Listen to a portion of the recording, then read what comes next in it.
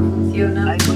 Hay mucha tela, sí, vamos a empezar. Mira, Sí, yo he visto varias películas y sí. más o menos he hecho una selección de todas las que he visto.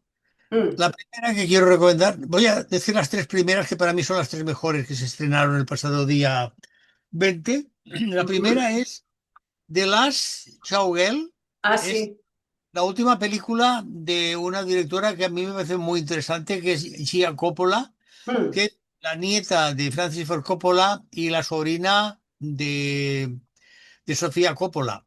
A mí me parece mucho más interesante que su tía. Primero, porque considero que su tía va siempre de pretenciosa. Me parecen sus películas muy pretenciosas. En cambio, aquí, en esta película, lo que hace ella es explicar muy bien la historia de una corista, una bailarina de un espectáculo, una corista, porque The Last Showgirl se podía traducir como la última corista en español, que después de 30 años de trabajar en un cabaret, en un lugar de espectáculos, el cabaret va a cerrar y ella ya tiene 57 años, lleva 30 años en la profesión y tiene que volver a rehacer su vida, teniendo en cuenta además que es madre de una muchacha que para poder mantener su profesión, pues la ha dejado con unos parientes y por lo tanto hay una, digamos, una pequeña distancia a niveles emocionales y a niveles, digamos, de relación, ¿no? Estamos viendo Pamela Anderson, que para mí está extraordinaria, porque además de la casualidad que Pamela Anderson, al que todos recordaremos por Los Vigilantes de la Playa, que fue quizá lo que la hizo famosa, sobre todo por la parte física, pero que evidentemente no es esto. Aquí está como una actriz de carácter maravillosa. Yo no sé si tú la has visto, no, no, no la he visto, no. una película preciosa que Mm, tiene además también a una Jamie Lee Curtis y a una ya veterana Jamie Lee Curtis magnífica como amiga de ella y explica la situación en que esta mujer tiene que hacer pues su último show, ¿no? Y de cómo está pensando en qué lo va a poder hacer, porque todos sabemos que la vida del espectáculo, el espectáculo es muy duro. Lo que mm. pasa es que desde fuera parece que el espectáculo es muy bonito, que todo es un baile de música, Que un hay muchos brillos, brilli, brilli. hay mucha lentejuela, pero mucho sufrimiento, mucha entrega, muchas dificultades. Y claro, entonces cuando en cierta medida una showgirl, como es el caso del personaje que interpreta eh, Pamela Anderson, ha vivido muy pendiente de su edad y de su cuerpo, a pesar de que aquí la vemos y está estupenda Sí. todavía a pesar de esos 57 años. Lo cierto es que, claro, uno de los factores que juega con el espectáculo es la juventud y la belleza, que son dos palabras que van juntas. Juventud y belleza en general van juntas, es decir, con la edad todos perdemos belleza y es Y objetivo. la textura de la piel, la Claro, no, porque plasticidad. el tiempo nos derrota, el tiempo nos derrota. Yo estoy harto de hablar de que el tiempo. El tiempo y la gravedad. Sí, claro, también la gravedad de la Tierra, sí, evidentemente. Pero para mí es más el tiempo. El tiempo nos consume y entonces, bueno, el mundo del espectáculo se basa eso, en juventud y belleza. Claro, cuando una corista llega a estas edades, pues ya su futuro, dentro de que ella siente la profesión que hace, de ahí que haya, digamos, como madre, no haya sido responsable al 100%, teniendo en cuenta que cuando una mujer es madre, bueno, su vida tiene un cambio muy importante. Lo que yo creo es que Gianna Coppola sabe dirigir, sabe ¿Te ha tratar a los... gustado? A mí me pareció muy interesante, muy buena, y yo creo que se puede recomendar. Y ya digo, esta historia de esa mujer que llega al final de su carrera, que no sabe qué es lo que va a hacer, que tiene problemas con su hija, me parece una historia como muy fácil de entender, muy fácil de ver y muy fácil de convivir con ella, ¿no? Y por lo tanto, yo la quiero recomendar. La segunda sería una película francesa. Como sabéis, yo soy un enamorado del cine francés. Diría que creo que de Occidente es el cine que mejor se hace. No hablo del cine oriental o del cine africano, por hablar de otras latitudes y de otros continentes, pero si tenemos en cuenta que el cine de Occidente es Europa y Estados Unidos, y digamos también América del Sur, para mí es el mejor cine. El título es Juliette en primavera, lo ha dirigido una directora que se llama Blandine Lenoir, y está basada en una novela gráfica de una tal Camille Jourdí, que yo no sé si está publicada en España, no la he leído, pero que tiene buena pinta, porque es la historia de una muchacha, Juliette, es una joven ilustradora de libros infantiles que está pasando por una depresión, ha tenido una separación, ella vive en París y vuelve a un pequeño pueblo donde vive su familia. Su padre, su madre, que están divorciados, su madre tiene otro señor en su vida, y su hermana mayor, que está casada con hijos. Y es esta historia de este núcleo familiar, en cierta medida sería una historia sobre las afecciones, ¿no? De los afectos, como cuando se vuelven a reencontrar diferentes destinos. Es una comedia, pero con un tono dramático para mí muy importante, porque esta muchacha que va a vivir a casa de su padre y que mientras tanto tiene que estar vaciando el piso o la casa, mejor dicho, la casa de la abuela, y ya está ingresada en una residencia a la que Juliet quiere mucho y que la va a ver repetidamente, se une el hecho de que hay un inquilino en esa casa que es un muchachote grande, negro, pero muy cariñoso, como muy bonito, como muy simpático, como muy dulce, con el que empieza una relación con ella, ¿no? Y lo más curioso para mí de la película es que se demuestra que hay unas etapas de la vida, sobre todo cuando eres más pequeño, que si los adultos, las personas mayores que tú no te lo explican, no queda en tu memoria. Porque todo viene a cuento de que hay una especie, digamos, no de secreto, sino de silencio Sí. sobre un acontecimiento que pasó en la familia cuando Juliet era muy pequeña. Ujú. Y ella hace que poco a poco vaya descubriendo esta situación y entendiendo un poco esos desafectos que se han producido en la familia, ¿no? La separación de los padres, la historia de la hermana que está insatisfecha. Yo también creo que la película, que a mí me gusta, y quiero decir, me interesa, vaya, me interesa y yo la puntúo positivamente, tiene muchos momentos maravillosos, es muy francesa, tiene ese saber hacer, ese saber faire que hacen los franceses. Ella, por ejemplo, hace fotografías del padre para que sea el personaje de un cuento que está dibujando de un abuelo con sus nietas, ¿no? Y entonces, todo esto es muy emotivo, tiene mucha humanidad, pero también es cierto que se ven elementos de la famosa Agenda 2030, como es el hecho de que la hermana mayor tiene un matrimonio y una familia aparentemente como todo muy, muy bien, muy equilibrado, pero ella vive insatisfecha, ¿no? Lo cual le hace hacer determinadas situaciones, digamos, complejas. El padre y la madre que no se llevan bien.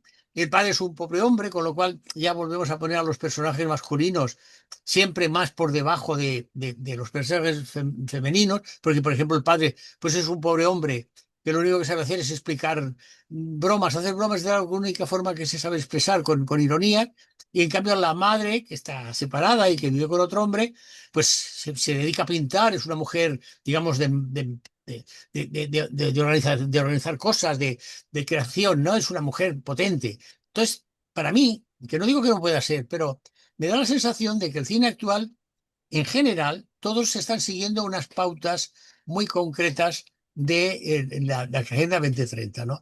Hay que decir que junto a la protagonista, que está magnífica y se llama Isia Hillery, yo no la conocía, está Sophie Guillermin, que es la hermana, un gran actor, ya veterano como es Jean-Pierre de Sí. Rosé, que recordaremos porque apareció en numerosas películas francesas, y la comedia es muy interesante. Para mí es un drama que al final ella descubre ese secreto familiar, con lo cual creo que ella supera su problema de depresión y puede volver a rehacer su vida, porque parece como si ese secreto o ese misterio que tenía ella de su infancia, al hacerlo ya visible, ella supera una pena que no sabe por qué la tiene. A mí me da esa sensación. Por lo tanto, es una película que me interesa bastante. La tercera película que también creo que hay que obligada de ver es un documental, pero un documental dedicado a uno de los más grandes humoristas gráficos que ha habido en el mundo y el creador de uno de los personajes, yo creo, más interesantes del humorismo gráfico, como es Mafalda. Estamos hablando de Kino y de un documental que se llama Kinografía.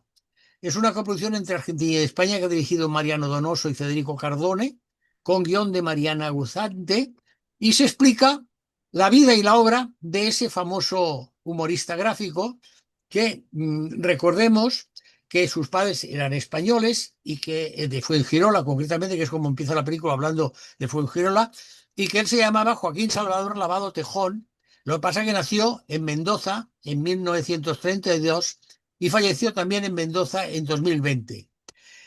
Hay que decir que él más tarde también cogió la nacionalidad española, con lo cual es argentino-español, y que durante varios años, concretamente desde 1973, me parece, no, desde 1964 hasta 1973 estuvo dibujando Mafalda. Antes había hecho dibujos de todo tipo, especialmente dibujos de tipo de denuncia social, de denuncia política incluso.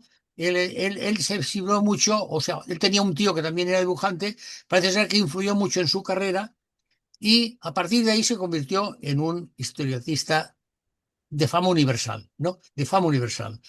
Y su vida basada un poco en la relación con su esposa y sobre todo también en que era muy tímido. Y esto se ve a través de dos entrevistas que se ven. Una entrevista muy interesante que tuvo, los que somos mayores lo recordábamos porque fue con uno de los grandes entrevistadores que ha dado el país, como fue Joaquín Soler Serrano, en Televisión Española, una entrevista magnífica a la que vemos a un Quino joven. Y después otra entrevista, que parece una entrevista ya familiar, donde él ya está mayor, es una entrevista que es poco tiempo antes de morirse, pero que aclara muy bien también su mirada sobre el mundo y cómo utilizaba él ese humor gráfico para tomar conciencia y también para hacer una crítica de esa sociedad enferma en la que todos vivimos, ¿no? A mí me parece un documental precioso, dura 1 hora 25 y creo que cualquier persona va a disfrutar. Hay que decir que también aparecen nombres importantes de la cultura española, como por ejemplo Joan Manuel Serrat.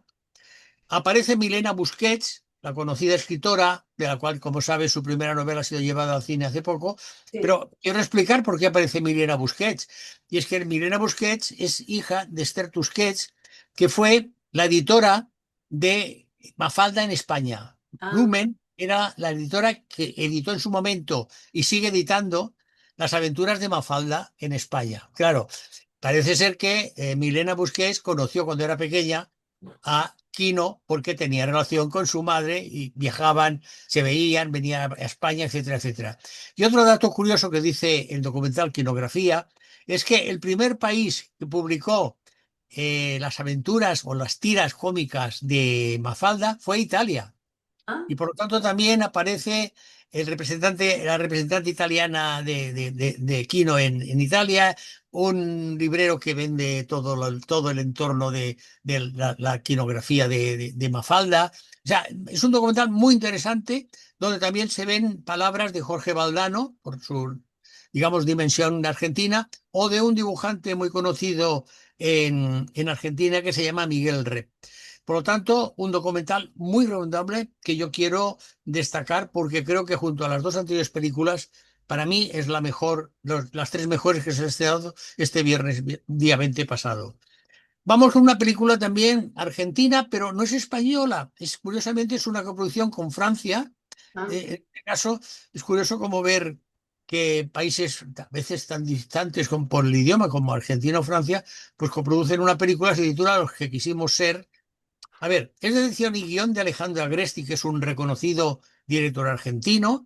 Tiene una magnífica, digamos, interpretación de Eleonora Wexler, que es la gran protagonista, muy bien acompañada de Luis Rubio, pero dura 1 hora 30. Pero a mí es una película que no me termina, digamos, de entusiasmar. A pesar de que creo que la historia es muy interesante, porque explica la historia de un hombre y una mujer que los ves sentados en el cine viendo una película y que cuando salen, de forma accidental casi, aquello de un cigarrillo de fuego, se ponen a hablar. Incluso sin saber sus nombres, se van a un bar a seguir la conversación sobre primero el cine y después esas conversaciones que se van expandiendo como todo en la vida. Ella está magnífica, hay que decir que Leonora, que la vemos ahora en primer plano, él también, Luis Robes también. Lo que pasa es que ellos a partir de ese momento van teniendo de forma continuada diferentes, digamos, encuentros en ese mismo lugar hasta un punto que el camarero ya los trata con familiaridad. Al principio los ve como dos personas para él desconocidas. Y a mí lo que no me termino de creer, claro, esta vida que llevan ellos viéndose y que además juegan a un juego muy divertido, que yo creo que más de una pareja ha jugado a lo largo de su vida, y es que dicen lo que no han podido ser, por eso se titula Lo que quisimos ser. Él dice que de pequeño quería ser astronauta y se hace pasar por un astronauta argentino, y ella, que quería ser escritora, se hace pasar por una escritora famosa, ¿no?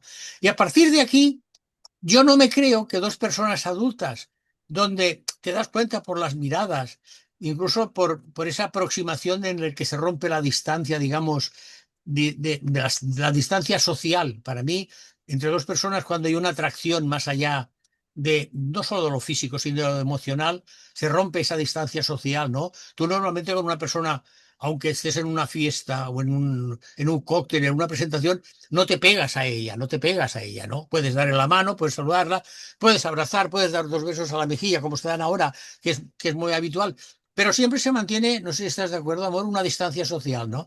Claro, hay momentos en que esa distancia social entre ellos dos, esas miradas, entiendes que hay algo más en esa relación, ¿no? E incluso hay un momento en que las manos se encuentran. Entonces, claro, yo no me creo que dos personas adultas, por más que tengan sus propias vidas, no vaya más allá, ¿no? No vaya más allá, porque al final, bueno, no digo cómo termina. Y a mí eso es lo que me ha hecho que me costara entrar en la película. Y vamos con... Yo, perdona que te haga un inciso. Yo, estas películas de personas mayores y encuentros no pseudo amorosos, pero no, por lo que explicas, no va a más. Y yo siempre lo veo como un publi reportaje. O sea, más que nada, inducir a la gente en que saliendo del cine puedes hablar, puedes tomar una copa, ¿sabes? Socializarse. Y, Algo pero no que repetir, carece la sociedad actual, ¿no? claro. Pero si vas repitiendo, si vas haciendo encuentros y reencuentros y reencuentros y reencuentros, quiere decir que hay algo más, que no hay solamente una buena charla. Sí, ¿No? sí, Una buena charla la mantienes con una persona, pero también te van integrando otras personas. Pero claro, cuando tú estás solo con una persona es porque hay algo más detrás de la charla. claro. Para mí, hay unos elementos emocionales, Sí, sí, sentimentales, que van de eso. Y por eso a mí la película no me termina de hacer el peso. no te termina. Con tres películas españolas que, como sabes, yo tengo un problema con el cine español, o el cine español tiene un problema conmigo, y es que cada día lo veo peor. A ver, vamos a empezar con una que se titula Cariñena, vino del mar. Sí, Cariñena, vino del mar es una película que está basada en una novela del mismo título de un señor que se llama Antón Castro, que es gallego, que vivió ese momento de lo que eran los objetores de conciencia, acordaros, en los años 70, sí, sí, sí, mucho antes de que pudiera votarse la Constitución, que se va de su pueblo de Galicia, él vive con su padre, que quiere que sea pues como él, que viva en el campo, tal, y se va, llega huyendo, llega a Zaragoza, donde hay un grupo de de personas, de jóvenes, sobre todo universitarios, no universitarios, que están en contra del servicio militar obligatorio, ¿no? Y por lo tanto son objetores de conciencia. Todavía no habían salido los insumisos, todo estaba el tema así candente, ¿no? Llega allí y entonces le envían a que vaya a trabajar a Carillena recogiendo uva, como vemos en estas imágenes. Entonces, claro, cuando tú ves que recoger uva la presentan como si fuera un trabajo de lo más cómodo, de lo más sencillo, él siempre va con camisitas blancas, bien vestidos, el compañero que encuentra que es un vividor, que siempre dice que sus padres se han muerto y no se han muerto, resulta que no te crees la película, ¿no? Entonces yo tengo la impresión que el director, Javier Calvo Torrecilla, que también es guionista a partir de esa novela que yo decía de Antón Castro, que no digo que en la novela no explique lo que vivió y las emociones, porque además resulta que el personaje que se llama Antón, que lo interpreta bien, sí, ellos están bien, Diego Garisa y también, por ejemplo, Alejandro Bordanove, que es el que hace ese amigo, digamos, fardón. Yo no digo que no sea realidad lo que dice, pero es que yo tal como lo explica narrativamente, visualmente Javier Calvo, no me la creo. No me la creo porque el trabajo de recoger vides es muy duro, recoger uva es muy duro. El vivir donde viven primero en una cueva, después en donde viven pues los que van a recoger uva, que todos sabemos que son gente más bien sin trabajos. Es decir, es una película que me decepcionaba mucho. Y además dura 1 hora 55, que uh, tampoco hace falta. esta duración, porque hay muchos momentos de planos bonitos, paseando él con una muchacha por las viñas, ellos bañándose en un río. Es decir, aquello de excesivo, lo que con pocas palabras, después también toma una posición evidentemente política de qué malos éramos, qué buenos eran en aquella época los unos, qué malos eran los otros, los tópicos de siempre, que es lo que yo creo que está perjudicando en estos momentos al cine español, como lo perjudicó en otra etapa, ¿no? Que también se hacía acorde a unas directrices sociopolíticas e ideológicas. La segunda película española que también me parece bastante lamentable se llama Vírgenes. Y curiosamente empareja o se hace pariente de Cariñena Vino del Mar. ¿Por qué? Porque también toca el tema de que en aquellos años los chicos jóvenes, si no perdían su inocencia sexual, no eran hombres, que también es mentira. Es decir, había de todo, como en la Viña del Señor, que hay de todo, como se dice habitualmente, ¿no? Hay de todo. Entonces, claro, aquí son tres muchachos de Andalucía, de Sevilla, si no recuerdo mal, que se quieren ir a Torres Molinos a coger una turca, a una sueca. Bueno, acordaros pues de una película para mí maravillosa que era La piel quemada del señor José María Ford, que allí sí que se explicaba bien lo que fue la aparición del turismo extranjero en la Costa Brava y la aparición de las turistas, digamos, europeas con sus bikinis en eso. Y aquí tenemos lo mismo, que el director de Vírgenes hace lo mismo que hace también el director de Cariñena. Álvaro Díaz Lorente Álvaro Díaz Lorenzo, perdón, hace de director y de guionista. Y yo vuelvo a insistir, ¿por qué las personas que hacen cine en España se obsesionan en querer ser directores y guionistas? ¿Por qué no buscan un guionista que les diga, uy, hasta aquí basta, hasta aquí no te pases, aquí? Y entonces la película, que bueno, tiene tres personajes, Honorio, Rafa y Vicente, que están, digamos, correctamente interpretados por Carlos Scholl, César Vicente y Xavi Caudevilla, y donde aparecen, pues, digamos, profesionales ya conocidos como Paco Tous o Salva Reina, también Antonio Dechen, dices, todo esto para una tontería de a ver quién es el que primero pierde la virginidad, ¿no? Entonces a mí es una película que me ha dejado también fuera de contexto. Ya te digo, yo creo que tengo un problema con el cine español y creo que el cine español tiene un problema conmigo. Y la tercera, que también me parece una película fracasada, que también curiosamente, como pasaba con Juliet en Primavera, está basada en un cómic, se titula La Furgo, es una novela gráfica de Martín Tognola y Ramón Pardina. La película la ha dirigido Eloy Calvo, con guión de Merced Rías y Ramón Pardina, es decir, uno de los autores, supongo que el guionista está también en el guión, y que tiene como gran protagonista a Paul López. ¿Cuál es la historia? Bueno, pues que Paul López, que el personaje se hace llamar Oso. Yo no entiendo que a alguien en su sano juicio le guste que le llamen Oso. Y hay personas que les gusta que en vez de llamarse por su nombre, independientemente de que te lo pusieran, si a lo mejor a ti no te gusta, como pasa en tantas cosas en la vida, le gusta que le llamen Oso. Es un hombre que ha perdido todo, se ha divorciado, tienen una niña que está a cargo de la mujer, pero que él la tiene unos días.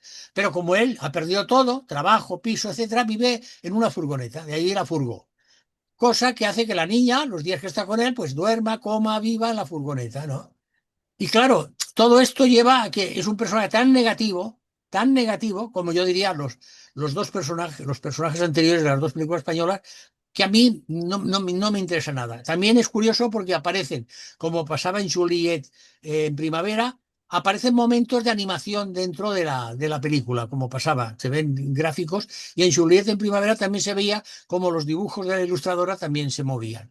Pero bueno, es lo que hay. Y en cambio, ya para cerrar, porque nos quedan 3 minutitos, sí que quiero recomendar una película que lleva un título que voy a pronunciar mal, pero que es Baurina Salu.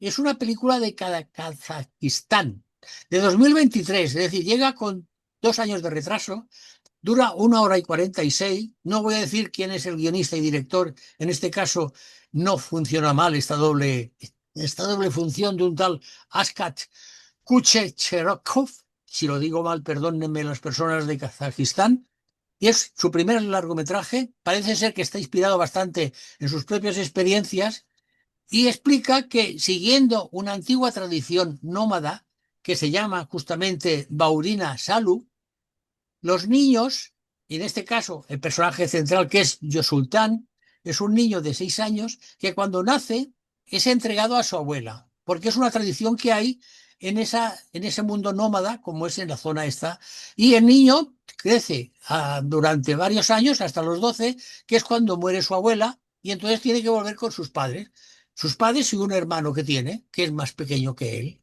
Y a partir de ahí, todas las dificultades de este muchacho, por lo tanto sería un proceso de madurez, para volverse a integrar a un núcleo familiar que, en cierta medida, no lo tratan como lo trataba la abuela. Entonces, claro, él se encuentra desplazado, especialmente en su relación con su padre. Para mí es una película extraordinaria, 1 hora 46, muy interesante. Hombre, si tenemos en cuenta que no sabemos el cine de Kazajistán, qué tipo de cine es, a mí me parece un cine estupendo, porque aunque es ficción, no cabe duda que tiene muchos elementos de documental, ¿no?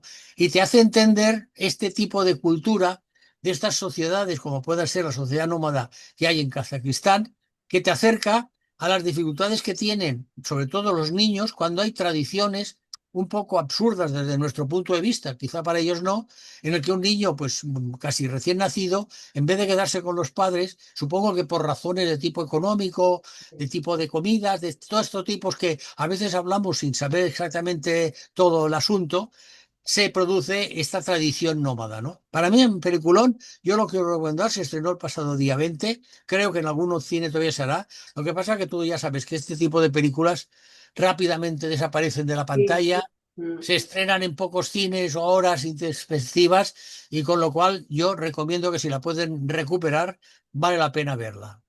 Muy bien. Pues ha Pues sido esto es todo. un repaso perfecto, ¿eh? Lo has Y clavado. justito porque esto se va a acabar. Hasta la próxima semana. Venga, hasta otra. A cuidarse. Gracias, igualmente. Gracias.